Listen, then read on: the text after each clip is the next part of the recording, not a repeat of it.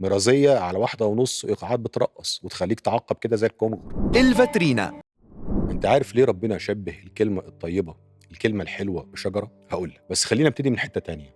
لو في 2 أكلوا لقمة مع بعض وبعد شوية واحد منهم قال أنا بطني وجعتني، لو التاني قال وأنا كمان بطني كركبت، ألم الاتنين هيقل شوية، رغم إن في شوية وجع إلا إن المشاركة قلّلت أثره قدر ما. ودي الفكرة من الكلمة الحلوة، المشاركة، إنك بتحسّس الطرف التاني إنه مش لوحده، وبتدّي له أمارة على كده بكلمة حلوة يا إما بتهوّن عليه وجع، يا إما بتفرّحه بحاجة حلوة في حياته وبتبروزها له. المواساة والطبطبة فَن، وفَن من أجمل الفنون. في حد بيتولد موهوب فيه، وفي حد بيكون عنده إرادة يتعلّم إزاي يكون شخص ماشي يجبر خواطر الناس. التنمُّر والبواخة والدبش ما فيش أسهل منهم، وحاجة ما فيهاش أي إبداع. إنك تقول كلمة تسد النفس دي حاجة ما بتحتاجش تشغّل دماغك فيها، الواحد ممكن يعملها لا إراديًا كده زي أنا آسف يعني زي تنهيقة الحمار. لكن الشخص اللي يتحب هو اللي بيعرف يمسك نفسه قبل ما لسانه يبقى حسب المقصور الشعبي لسان حرباية. جبر الخواطر ده أعجب استثمار ممكن الواحد يقابله في حياته، يعني لو دققت فيه يلففك حوالين نفسك. استثمار نتائجه مضمونة بشكل مش طبيعي لأنه استثمار رباني. تقول بس كلمة حلوة لحد ترفع معنوياته يترد عليك بحد ينقذك من مصيبة. كلمة طيبة صدقة. عارف ليه صدقة؟ لأنها مش مجرد كلمة اتقالت وخلص الحوار على كده، لأ، اللي تلقى منك الكلمة الحلوة ده شخص دخل يمون عندك وفول التانك وخرج يتحرك ويحرق بالبنزين اللي مونه عندك اللي كان الكلمة الطيبة، وبيستخدمها علشان يكمل بتزق. وده تفسير مقولة ربنا كلمة طيبة كشجرة طيبة، شبهها بالشجرة لأنها بتفضل تثمر. أنت بترمي بذرة بتكبر وبتفضل تطرح عند اللي زرعتها في قلبه وفي مشاعره. الدنيا تعكسني وتكسر فيا وتقعدني فافتكر إنه فلان قال لي كذا، قال لي أنت كويس، أنت تقدر، أنت تستاهل كل خير، أنت حبيبنا.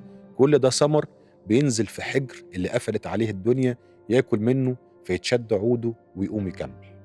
الست أم كلثوم لما حبت تهادي حبيبها ما لقتش غير الكلمة الحلوة، قالت له يا حبي يا أيام الهنية عندي لك أجمل هدية. كلمة الحب اللي بيها تملك الدنيا وما فيها واللي تفتح لك كنوز الدنيا دي. وسيد مكاوي لما استفرد بالليل اختار بدقة نوعية الناس اللي يبعت لهم معاه سلامه، قال له يا ليل ابعت سلامي للناس الطيبة. مفيش حد أطيب من صاحب اللسان الطيب. ودي الحاجات اللي المفروض كل أب وأم يربوا عيالهم عليها من الأساسيات، يعني الكلمة الحلوة في مقام الضمير والشرف والصدق وكل القيم الكبيرة. في أسر بتنسى أهم تفصيلة في التربية، إنك تعلم عيالك طريقة الاستخدام الصحيح لكل جزء من أجزاء جسمك، علشان في ناس بتكبر وبتبقى تستخدم المخ في إنها تدور على غلطة للي قدامها، وتستخدم الرجل للشنكلة والصوابع كأصابع اتهام والمعدة لأكل الحقوق والمناخير علشان تحطها في اللي ملهاش فيه واللسان علشان الرد واخد الحق والصوت العالي. فانت لازم تاخد بالك علشان اصلا في ضغط على عيالنا انهم يطلعوا لسانهم متبري منهم ويدب كلام، وبيعتبروا ان دي شبحنه، والشبحنه دي حاجه بتعمل كاريزما للانسان وتخليه يركب عربيات غاليه ويعلق في صدره جنازير دهب. الاغاني كلها اخصام ومعايره وتكسير مجاديف، والعيال شايفين ان دي النجوميه. لا وايه، مرازيه على 1.5 ايقاعات بترقص وتخليك تعقب كده زي الكونغر، وحاجه مبهجه يعني، فبتثبت في شخصيتك اكتر. فانت محتاج تشتغل على ان الاختلاف عن الزيطه دي هو اللي هيعمل لك كاريزما وسعر وقيمه. انك تهرب من الموضه دي بلسان حلو ده اللي هيفرقك عن غيرك.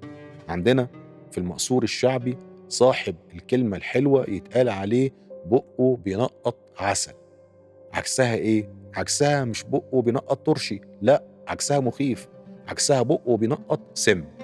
وده تبسيط مش مخل للفرق ما بين الكلمة الحلوة والكلمة المؤذية، فرق السم من العسل.